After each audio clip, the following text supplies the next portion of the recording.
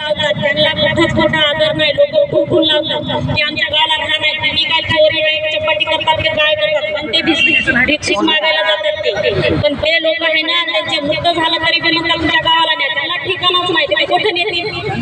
कुठे नेतील? ते ठिकाणच नाही त्यांचं. त्याच्यामुळं त्याला जागा भेटलीच पाहिजे. ह्या शासनानं त्यांच्या कानावर हात उचललाच पाहिजे. ह्या शासनानं गिरी समाज, गोसावी समाज यांचा घेतलाच पाहिजे कानावर. यांच्या लेकराला शिक्षण नाही, यांच्या मुलींना शिक्षण नाही. पूर्ण जिंदगी त्यांची व्यर्थ चालली. पहिला जमाना होता, पण आता सगळा शिकलेला जमाना आहे, पूर्ण शिकलेला जमाना आहे आता. मी सुद्धा शिकले नाही, माझ्या आई बाबा शिकले नाही, तर मला पण कागदपत्र नव्हते त्याच्यामुळे शिकले नाही. मी ऑपरेशन करते म्हणून आमच्या समाजानं आम्हाला घेऊन आणलं गिरी गोसावी.